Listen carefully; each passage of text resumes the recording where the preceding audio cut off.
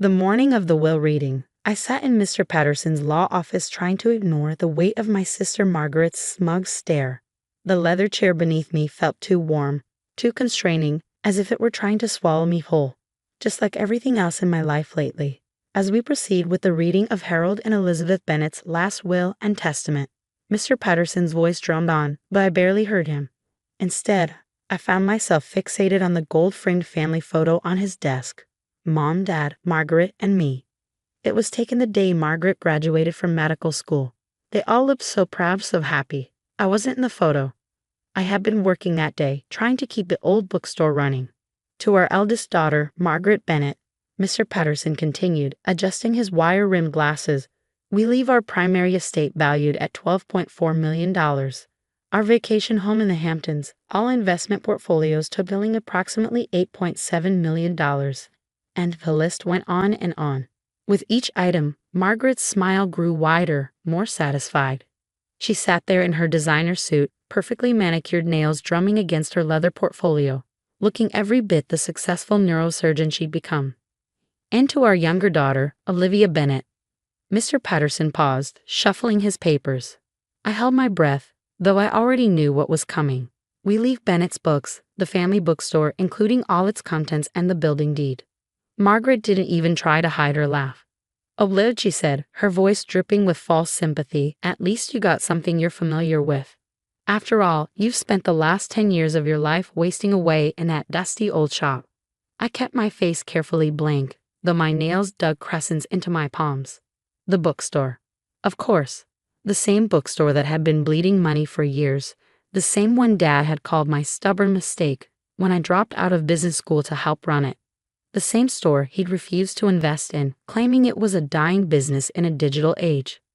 There are some additional documents regarding the bookstore, Mr. Patterson added, sliding a thick envelope across his mahogany desk. Your father was quite specific about certain aspects of the inheritance. I took the envelope, feeling the weight of it in my hands. It seemed too heavy for just property documents. Well, Margaret stood, smoothing her skirt. I should get going. Some of us have important jobs to return to.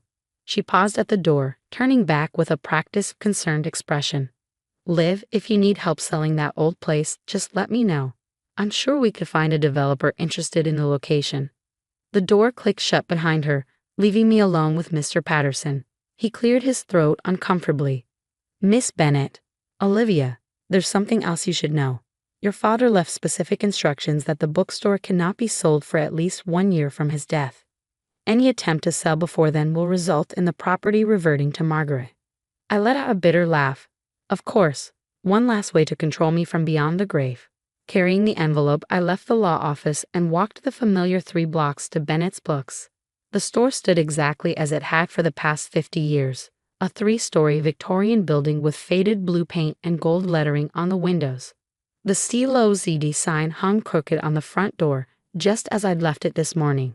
Inside, the smell of old books and wood polish wrapped around me like a familiar blanket. Dust motes danced in the afternoon sunlight streaming through the tall windows. The ancient floorboards creaked beneath my feet as I made my way to the back office. I dropped the envelope on the cluttered desk and sank into the worn leather chair that had been my father's, then mine. A year. I had to keep the struggling business afloat for another year before I could even consider selling it. The irony wasn't lost on me. They'd finally given me the store, but with strings attached that would probably sink me financially. Sighing, I opened the envelope. Property deed, tax documents, insurance papers, and something else. A small leather-bound book fell into my lap, its pages yellow with age.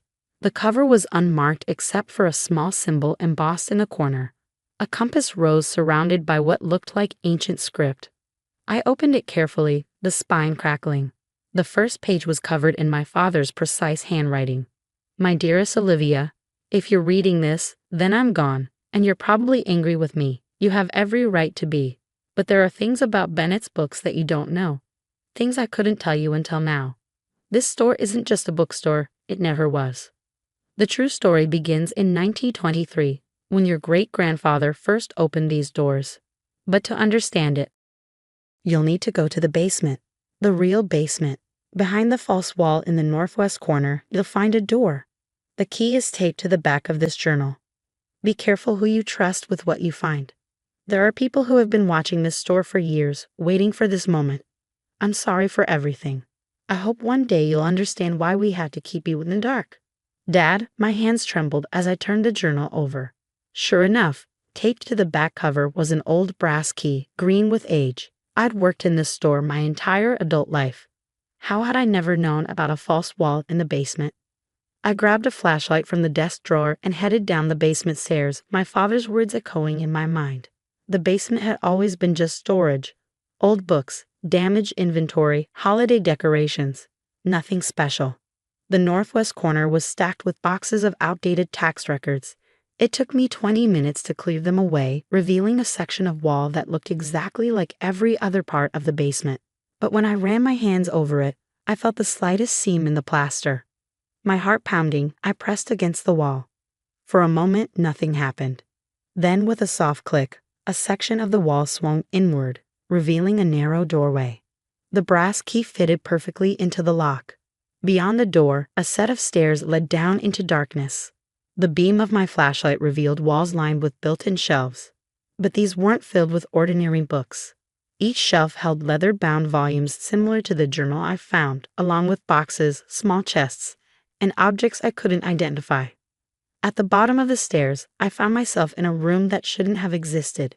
It was massive, stretching far beyond what should have been possible given the building's foundations.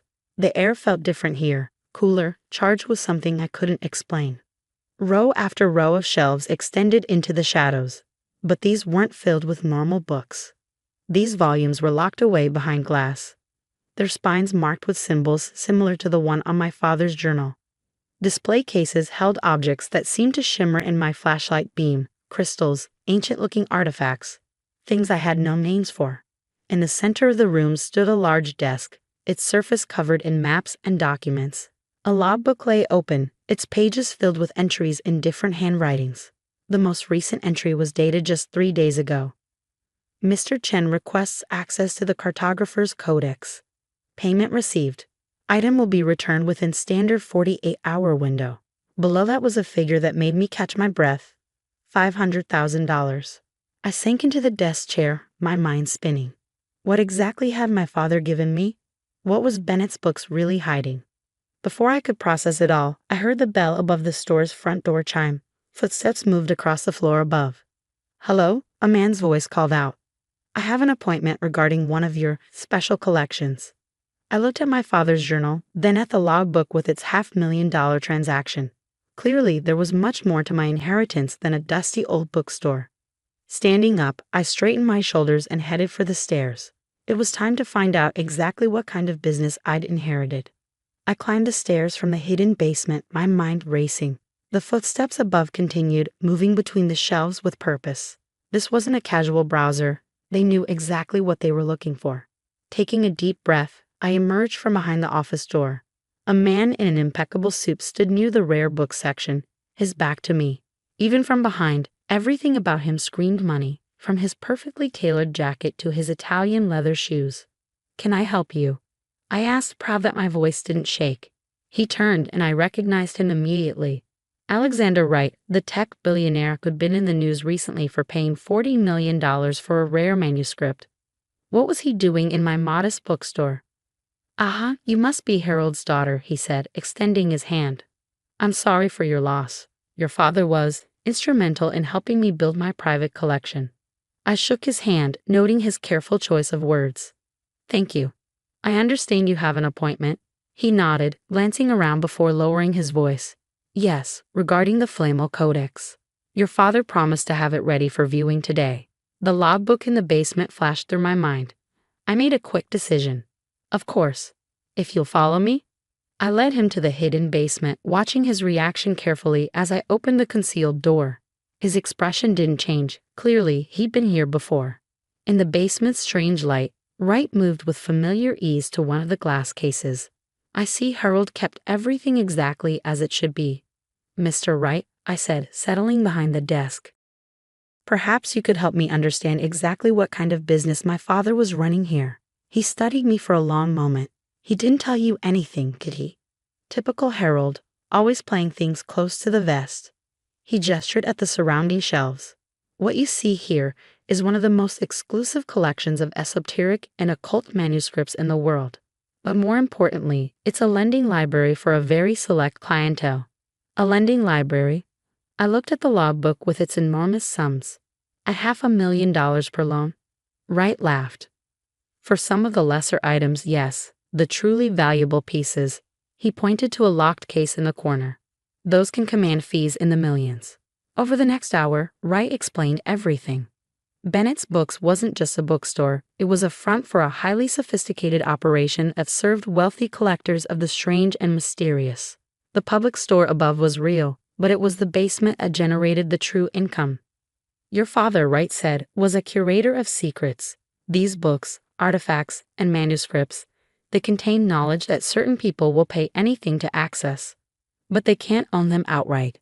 The items must stay here, protected, only available for brief, supervised study. Why? I asked. Because some knowledge is too dangerous to be owned privately. Your great-grandfather understood this when he started the collection. Your father continued the tradition, and now, he gestured to me, now it's your responsibility. I sat back, my mind whirling with implications. The store above has been losing money for years. By design, Wright nodded. The perfect cover. Who would suspect a struggling bookstore of housing one of the world's most valuable private collections? Just then, my phone buzzed. A text from Margaret. Talk to a developer friend. He's willing to offer $800,000 for the building. Think about it, Liv. It's more than that store will make in 20 years. I smiled, thinking of the logbook's most recent entry. The store made that much in 2 transactions. Mr. Wright, I said, about the Flamel Codex. 2 weeks later, I sat in my office, my real office, in the renovated 3rd floor of Bennett's Books. The public store still operated below, but now it was thriving with carefully curated rare editions. The real business, however, continued in the basement. My father's journal had contained everything I needed: client lists, security protocols, pricing structures. The collection had generated over $97 million in lending fees last year alone. No wonder billionaires kept finding excuses to visit our struggling bookstore. The bell above the door chimed. Margaret's voice drifted up from below, talking to one of my employees.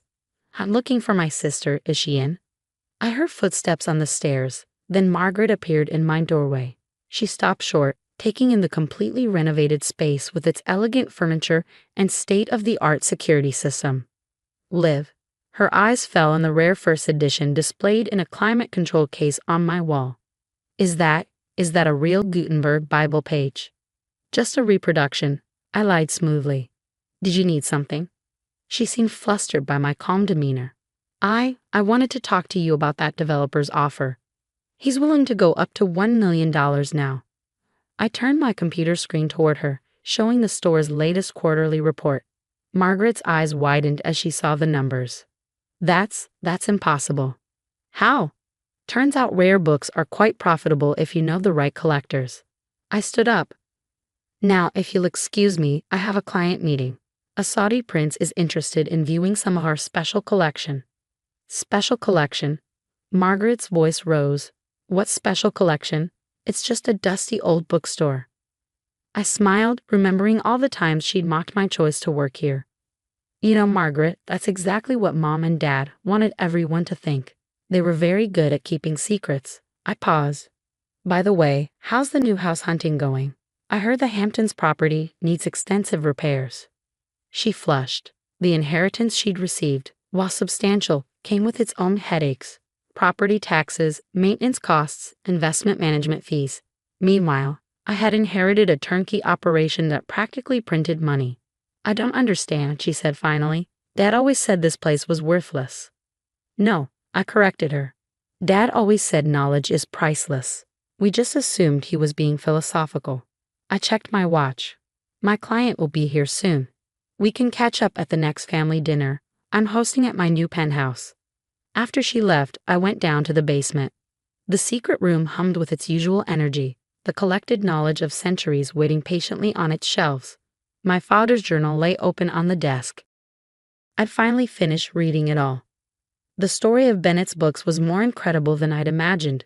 5 generations of my family serving as guardians of forbidden knowledge, keepers of secrets that the wealthy and powerful would pay fortunes just to glimpse. My phone buzzed, another client requesting access to the collection. The fee would be $2.3 million for 48 hours of supervised study. I smiled as I typed my response. The bookstore above might look like a relic of the past. But down here, business was booming. Opening a logbook, I began a new entry. My handwriting joined the generations that had come before me, continuing a legacy hidden in plain sight. Let the world think Bennett's Books was just another struggling bookstore. Sometimes the best treasures are the ones nobody knows exist. Margaret could keep her millions. I had inherited something far more valuable. A secret empire built on humanity's endless hunger for forbidden knowledge.